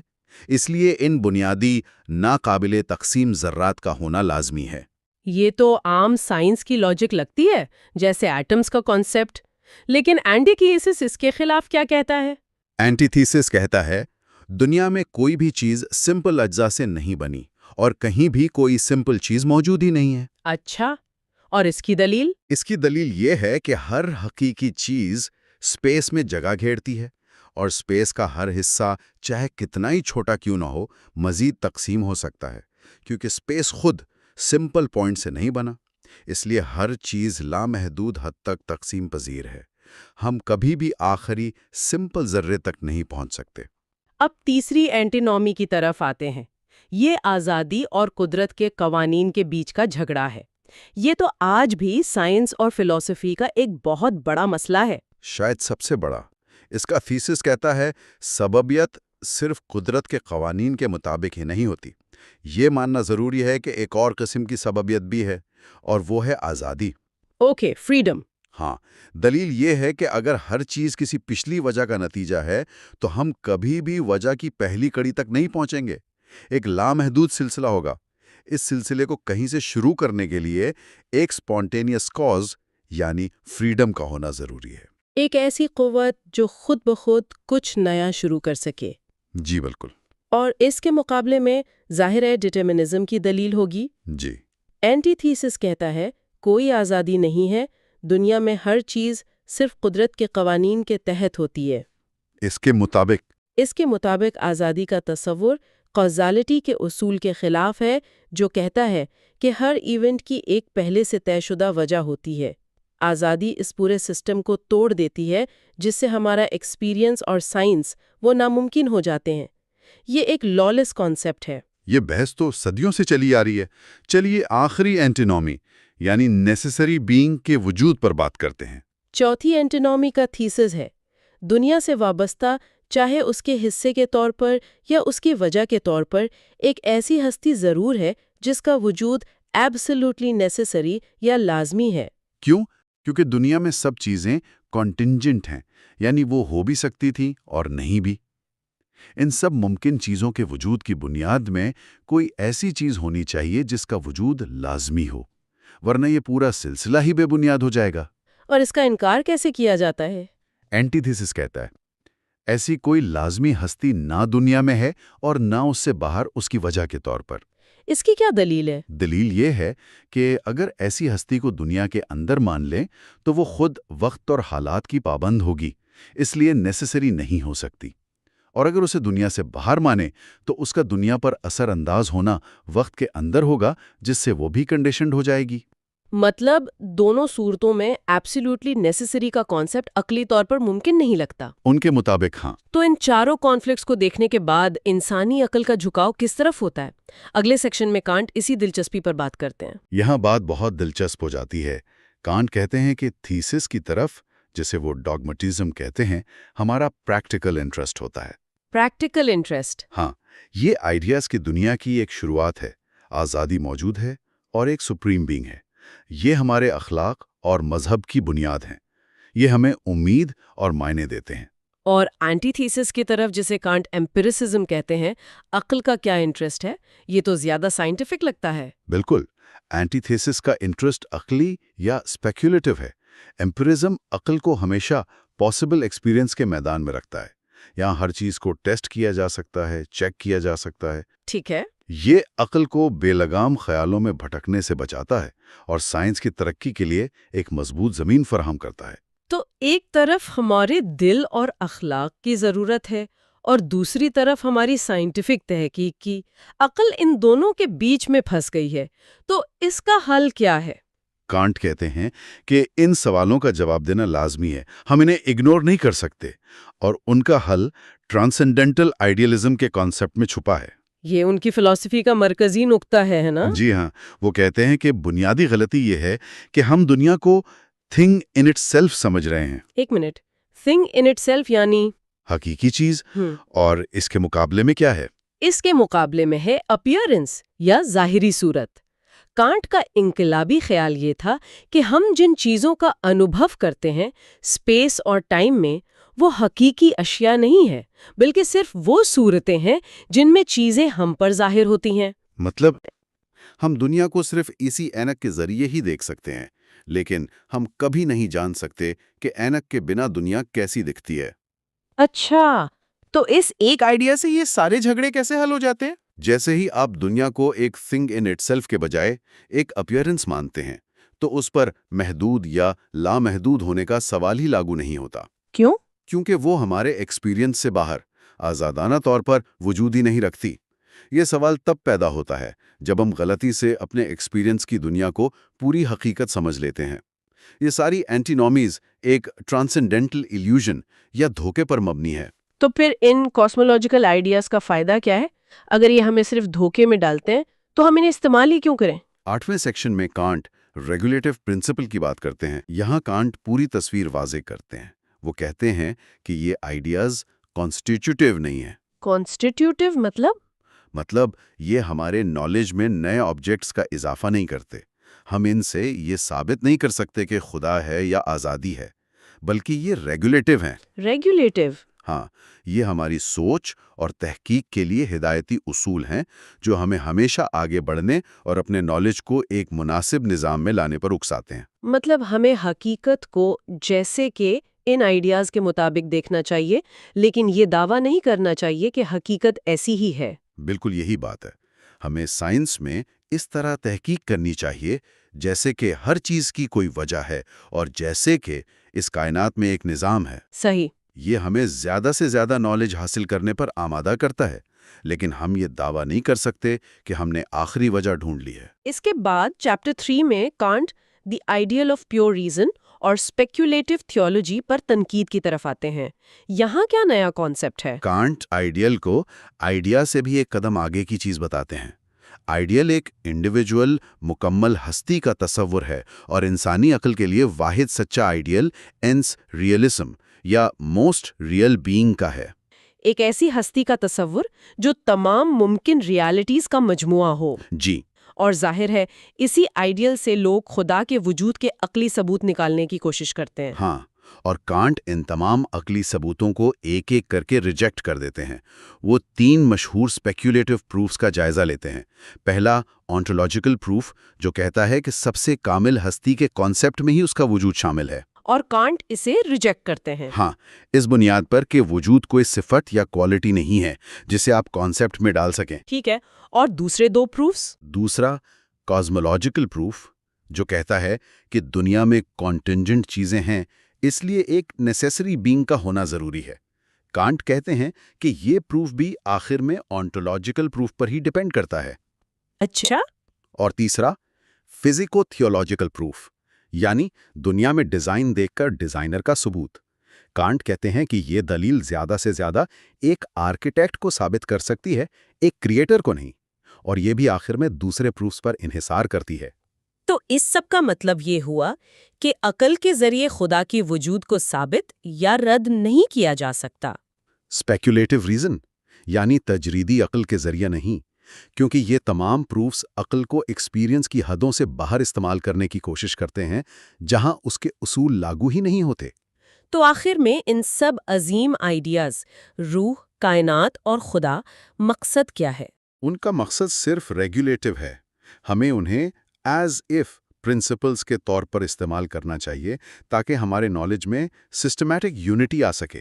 جیسے کہ مثلاً ہمیں روح کو جیسے کہ وہ ایک سمپل اور مستقل چیز ہے اس طرح اسٹڈی کرنا چاہیے، دنیا کو جیسے کہ اس کی سیریز لامحدود ہے، اور دنیا کی تمام چیزوں کو جیسے کہ وہ ایک سپریم انٹیلیجنس سے نکلی ہیں۔ کانٹ کہتے ہیں کہ جب عقل کائنات کے بارے میں کچھ بنیادی سوالات پر غور کرتی ہے تو وہ 2 ایسے نتیجے پر پہنچتی ہے جو ایک دوسرے کی مکمل ضد ہیں۔ اور دونوں ہی اپنی جگہ پر ٹھیک لگتے ہیں؟ بالکل منطقی اور ناقابل تردید لگتے ہیں۔ یہ ایک ایسی صورتحال ہے جہاں عقل خود کو ایک ایسے چوراہے پر پاتی ہے جہاں دونوں راستے درست بھی لگتے ہیں اور غلط بھی۔ بہت دلچسپ۔ تو پہلا بڑا تصادم کہاں ہوتا ہے؟ پہلا تصادم کائنات کے وقت اور جگہ یعنی ٹائم اینڈ اسپیس کے بارے میں ہے۔ کانٹ اسے فرسٹ اینٹینومی کہتے ہیں۔ اچھا۔ اس کا پہلا دعویٰ یعنی تھیسس یہ ہے۔ ٹھیک ہے، یہ دلیل تو کامن سینس کے قریب لگتی ہے کہ ہر چیز کی کوئی نہ کوئی شروعات تو ہونی چاہیے۔ جی، اور اس کی دلیل بھی سیدھی سی ہے۔ اگر دنیا کی کوئی شروعات نہ ہوتی تو اس کا مطلب ہے کہ آج تک ایک لامحدود وقت گزر چکا ہے، اور ایک لامحدود سلسلہ کبھی مکمل نہیں ہو سکتا۔ یہ سوچنا ہی ابسرڈ ہے۔ صحیح، لیکن پھر اس کے خلاف منطقی دلیل کیا ہو سکتی ہے؟ یہ سوچنا تو میرے ذہن کو بھی چکرا دیتا ہے کہ وقت کی کوئی شروعات ہی نہ ہو۔ اور یہیں پر ریزن اپنا دوسرا اتنا ہی مضبوط موقف پیش کرتی ہے جسے کانٹ اینٹی تھیسس کہتے ہیں۔ دنیا کی کوئی شروعات نہیں اور نہ ہی اس کی کوئی حد ہے۔ اور اس کی کیا دلیل ہے؟ اس کی دلیل یہ ہے کہ اگر آپ مان لیں کہ دنیا کی ایک شروعات تھی تو اس کا مطلب ہے کہ اس سے پہلے ایک خالی وقت یعنی ایمٹی ٹائم موجود تھا، اور ایک خالی وقت میں بغیر کسی وجہ کے اچانک کوئی چیز کیسے وجود میں آ سکتی ہے؟ یہ بھی اتنا ہی ناممکن لگتا ہے۔ واہ، یعنی ریزن دونوں طرف سے پھنس گئی ہے۔ ہماری عقل ایک دیوار سے جا ٹکراتی ہے۔ کیا یہ مسئلہ تب بھی ہوتا ہے جب ہم بڑے پیمانے سے ہٹ کر چھوٹے پیمانے پر یعنی مادے کی ساخت پر نظر ڈالتے ہیں؟ بالکل یہی ہوتا ہے. یہ ہمیں سیکنڈ اینٹینومی کی طرف لاتا ہے جو مادے یعنی میٹر کی ساخت کے بارے میں ہے. یہاں بھی وہی تصادم ہے. اچھا. تھیسس کہتا ہے کہ ہر مرکب چیز سادہ حصوں سمپل پارٹس سے بنی ہے. یعنی اگر آپ کسی بھی چیز کو تقسیم کرتے جائیں تو آخر میں آپ کو ایک ایسا بنیادی ناقابل تقسیم ذرہ ملنا چاہیے. ورنہ تو کچھ بھی موجود نہیں ہوگا. صحیح. جی. جبکہ اینٹی تھیسس کہتا ہے کہ دنیا میں کوئی بھی چیز سادہ نہیں ہے کیونکہ ہر چیز جو جگہ گھیرتی ہے چاہے وہ کتنی ہی چھوٹی کیوں نہ ہو نظریاتی طور پر مزید تقسیم ہو سکتی ہے. یہ تو حیران انگیز طور پر جدید کوانٹم فزکس کی بحث جیسی لگتی ہے جہاں ہم آج بھی سوال سے جوجھ رہے ہیں کہ کیا کوئی حتمی بنیادی ذرہ ہے یا نہیں. کانٹ نے مسئلہ 18ویں صدی میں ہی بھانپ لیا تھا. یہی تو کانٹ کی ذہانت ہے. وہ اس پیٹرن کی نشاندہی کر رہے تھے. اب تیسرے اور سب سے مشہور تصادم کی طرف آتے ہیں جو آج بھی ہماری روزمرہ زندگی سے جڑا ہے. کون سا؟ تھرڈ اینٹینومی جو کوزالٹی اور فریڈم کے بارے میں ہے. فری ول بمقابلہ ڈٹرمنزم. یہ بحث تو آج بھی زور و شور سے جاری ہے. نیورو سائنسدان کہتے ہیں کہ ہمارے فیصلے محض دماغ کی کیمسٹری ہیں جبکہ ہمارا پورا قانونی اور اخلاقی نظام اس خیال پر کھڑا ہے کہ ہم اپنے اعمال کے ذمہ دار ہیں. بالکل اسی طرح کانٹ اس مسئلے کو یوں پیش کرتے ہیں. اس کا تھیسس کہتا ہے فطرت کے قوانین ہی واحد کوزالٹی نہیں ہے. دنیا کے مظاہر کی وضاحت کے لیے آزادی یعنی فریڈم کو بھی ماننا ضروری ہے. مطلب سائنس کے کاز اینڈ ایفیکٹ کے علاوہ بھی کچھ ہے؟ جی. ایک آزاد قوت جو واقعات کا نیا سلسلہ شروع کر سکے. اس کے برعکس اینٹی تھیسس کہتا ہے کوئی آزادی نہیں ہے. دنیا میں ہر چیز صرف فطرت کے قوانین کے مطابق ہوتی ہے. یہ موقف کہتا ہے کہ آزادی کا تصور سائنس کے بنیادی اصولوں کو توڑ دیتا ہے. اور چوتھا اور آخری تصادم؟ فورتھ اینٹینومی سب سے بڑے سوال کے بارے میں ہے. کیا اس کائنات کی بنیاد میں کوئی واجب الوجود یا نیسیسری بینگ ہے؟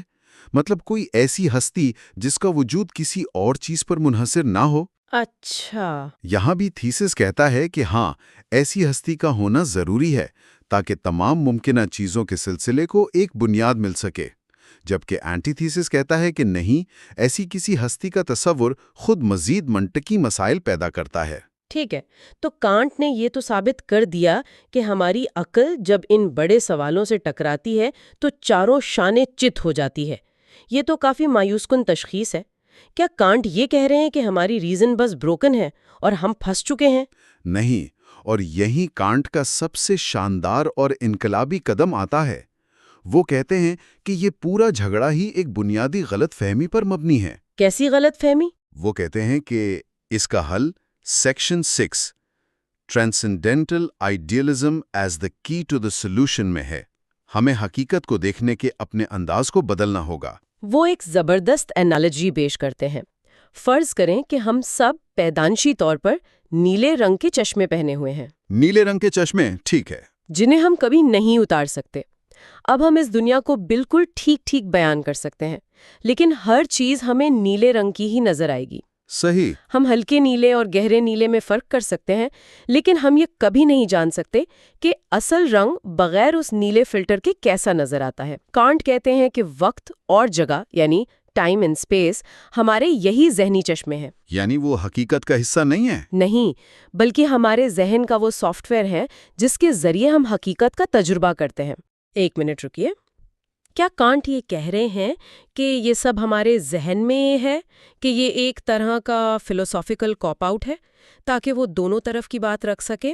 خاص طور پر فری ول کے معاملے میں یہ کہنا کہ ایک نقطہ نظر سے آزادی نہیں ہے لیکن ایک دوسرے خفیہ نقطہ نظر سے ہے، یہ تو بات کو ٹالنے جیسا نہیں لگتا؟ یہ ایک بہت اہم سوال ہے اور اس کا جواب نہیں ہے. یہ کاپ آؤٹ نہیں ہے. کانٹ یہ نہیں کہہ رہے کہ دنیا ایک وہم ہے. وہ دو طرح کی حقیقت میں فرق کر رہے ہیں. کون سی دو طرح کی حقیقت؟ پہلی ہے فینومینا، یعنی چیزیں جیسی ہمیں نظر آتی ہیں ہمارے ذہنی چشمے کے ذریعے. یہ سائنس کی دنیا ہے. اس دنیا میں ہر چیز فطرت کے قوانین کے تابع ہے اور یہاں فری ول کی گنجائش نہیں. اور دوسری ہے نیومینا، یعنی چیزیں جیسی وہ فی نفسہ ہیں ہمارے ذہنی فلٹر کے بغیر. اس دنیا تک ہماری رسائی نہیں. اچھا. کانٹ کہتے ہیں کہ اینٹی نومیز کا جھگڑا اس لیے پیدا ہوتا ہے کہ ہم اپنے ذہنی چشمے کے قوانین کو اصل حقیقت پر لاگو کرنے کی کوشش کرتے ہیں. جب ہم یہ فرق سمجھ جاتے ہیں تو تضادات حل ہو جاتے ہیں. کیسے؟ دنیا فی نفسہا نہ محدود ہے نہ لامحدود، اور یہ ممکن ہے کہ ایک ہی عمل جب فینومینا کی دنیا میں دیکھا جائے تو طے شدہ لگے، لیکن نومینا کی دنیا میں وہ آزاد ہو۔ ہم اسے جان نہیں سکتے، لیکن اس کا امکان موجود ہے۔ یہ تو واقعی ایک کوپرنیکن ریولوشن کی طرح ہے۔ مسئلہ کائنات میں نہیں، ہمارے دیکھنے کے انداز میں ہے۔ تو اگر ہماری عقل کی یہ حدود ہیں تو اس کا سب سے بڑے مابعد طبیعتی سوال یعنی خدا کے وجود کو ثابت کرنے کی کوششوں پر کیا اثر پڑتا ہے؟ جی، یہ ہمیں اگلے باب کی طرف لاتا ہے، بک 2 chapter 3، the ideal of pure reason. یہ آئیڈیل آف پیور ریزن کیا چیز ہے؟ یہاں کانٹ بتاتے ہیں کہ ہماری ریزن قدرتی طور پر ایک کامل ترین ہستی یعنی موسٹ پرفیکٹ بینگ کا تصور تخلیق کرتی ہے، جس میں تمام مثبت خصوصیات اپنی انتہا پر جمع ہوں۔ اسے وہ اینز ریئلزم کہتے ہیں۔ مطلب ایک آئیڈیل، ایک پیمانہ؟ بالکل، ایک آئیڈیل، ایک پیمانہ جس سے ہم باقی تمام چیزوں کی نامکملیت کا اندازہ لگاتے ہیں۔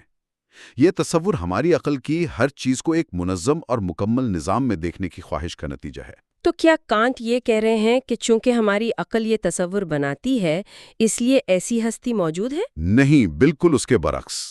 کانٹ کہتے ہیں کہ ریزن کی سب سے بڑی غلطی یہی ہے کہ وہ اس ذہنی آئیڈیل کو ایک حقیقی وجود سمجھ بیٹھتی ہے، اور پھر وہ اس وجود کو ثابت کرنے کے لیے منطقی دلائل گھڑتی ہے جنہیں کانٹ ایک ایک کر کے رد کر دیتے ہیں۔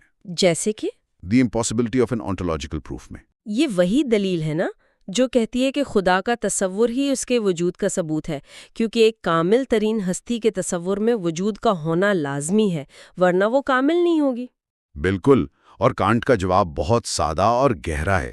وہ کہتے ہیں کہ وجود یعنی ایگزسٹنس کوئی صفت یا خصوصیت نہیں ہے، کوئی پریڈیکیٹ نہیں ہے۔ جی، آپ کہہ سکتے ہیں کہ ایک چیز طاقتور ہے یا نیلی ہے، لیکن موجود ہے کہنا اس کی خصوصیات میں اضافہ نہیں کرتا۔ کانٹ کی مشہور مثال ہے کہ آپ کے ذہن میں موجود 100 سکے اور آپ کی جیب میں موجود 100 اصلی سکوں میں تصور کے لحاظ سے کوئی فرق نہیں۔ دونوں 100 ہی ہیں۔ ہاں، فرق صرف حقیقت کا ہے۔ آپ کسی چیز کو صرف سوچ کر اسے حقیقت میں وجود نہیں دے سکتے۔ یہ ایک زبردست تردید ہے۔ یہ خیال کہ ایگزسٹنس کوئی کیریکٹرسٹک نہیں ہے، یہ جتنا سادہ ہے اتنا ہی طاقتور بھی ہے۔ اس ایک دلیل نے تو صدیوں کی مذہبی فلسفے کی بنیادوں کو ہلا دیا ہوگا۔ تو پھر دوسری دلیلوں کا کیا بنا؟ The impossibility of a cosmological proof. Cosmological proof تجربے سے شروع ہوتا ہے۔ یہ کہتا ہے کہ چونکہ دنیا میں چیزیں موجود ہیں اس لیے ان کی کوئی پہلی وجہ یا ایک نیسیسری بینگ ضرور ہونا چاہیے۔ یہ تو کافی عام دلیل ہے۔ جی، لیکن کانٹ کہتے ہیں کہ یہ دلیل ہمیں زیادہ سے زیادہ ایک غیر واضح نیسیسری بینگ تک تو پہنچا دیتی ہے، لیکن یہ ثابت نہیں کر پاتی کہ وہ ہستی وہی کامل ترین ہستی ہے جس کا تصور ریزن نے بنایا تھا۔ اس خلا کو پر کرنے کے لیے یہ دلیل چوری چھپے ontological آرگیومنٹ کا ہی سہارا لیتی ہے، جسے وہ پہلے ہی رد کر چکے ہیں، یعنی یہ ایک منطقی دھوکہ ہے۔ اور آخری بڑی دلیل، جسے آرگیومنٹ فرام ڈیزائن بھی کہتے ہیں، دی امپاسبلٹی آف دا فزیکو-تھیولوجیکل پروف۔ جی، یہ دلیل دنیا میں موجود نظم و ضبط یعنی آرڈر اینڈ ڈیزائن کو دیکھ کر یہ نتیجہ نکالتی ہے کہ اس کا کوئی ذہین ڈیزائنر یعنی خالق ہونا چاہیے۔ کانٹ کہتے ہیں کہ تمام دلیلوں میں یہ سب سے پرانی اور سب سے زیادہ قابل احترام ہے۔ لیکن یہ بھی اپنی حدود سے تجاوز کرتی ہے۔ زیادہ سے زیادہ یہ ہمیں ایک آرکیٹیکٹ تک پہنچا سکتی ہے جو پہلے سے موجود مادے کو ترتیب دیتا ہے، نہ کہ ایک خالق تک جو مادے کو عدم سے وجود میں لاتا ہے۔ اچھا، اور پھر ایک کامل خالق کے نتیجے پر پہنچنے کے لیے یہ دلیل بھی آخر میں پچھلی کمزور دلیلوں کا ہی سہارا لیتی ہے۔ تو اس سب کا خلاصہ یہ ہے کہ کانٹ کے مطابق ہم خالص نظریاتی عقل کے ذریعے خدا کے وجود کو نہ تو ثابت کر سکتے ہیں اور نہ ہی رد کر سکتے ہیں۔ بالکل یہی نکتہ ہے۔ کانٹ کوئی ملحد نہیں ہے، وہ صرف یہ کہہ رہے ہیں کہ یہ سوال سائنس اور خالص منطق کے دائرے سے باہر ہے۔ ان کے نزدیک یہ آئیڈیاز، خدا، روح، آزادی، یہ علم یعنی نالج کا موضوع نہیں ہے۔ تو پھر ان کا مقصد کیا ہے؟ ان کا ایک اور مقصد ہے، وہ ہمارے علم کو منظم کرنے اور ہماری اخلاقی زندگی کو ایک سمت دینے کے لیے رہنما اصول یعنی ریگولیٹو پرنسپلز کے طور پر کام کرتے ہیں، نہ کہ ایسی حقیقتوں کے طور پر جنہیں ہم ثابت کر سکیں۔ تو اس ساری گہری اور پیچیدہ بحث کا نچوڑ کیا ہے؟ ایمینوئل کانٹ ہمیں کیا بنیادی پیغام دینا چاہتے ہیں؟ کانٹ کا بنیادی پیغام انسانی عقل کی حدود کو سمجھنے اور اس کا احترام کرنے کے بارے میں ہے۔ وہ ہمیں ایک طرح کی ذہنی عاجزی، انٹلیکچوئل ہیوملٹی سکھا رہے ہیں۔ مطلب؟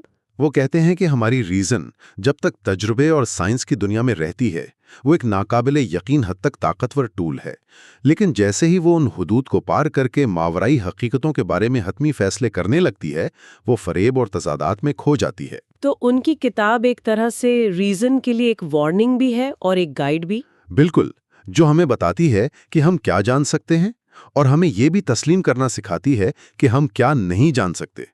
تو آخر میں سوال یہ پیدا ہوتا ہے کہ اگر ہماری عقل کائنات کے سب سے بڑے سوالوں کے جواب نہیں دے سکتی تو کیا ہمیں ان سوالوں کو پوچھنا ہی چھوڑ دینا چاہیے؟ یا شاید جیسا کہ کانٹ نے خود اپنی بات کی تحریروں میں اشارہ دیا، ان جوابات کو کسی اور جگہ تلاش کرنا چاہیے، علم کے دائرے میں نہیں بلکہ اخلاقیات اور امید کے دائرے میں؟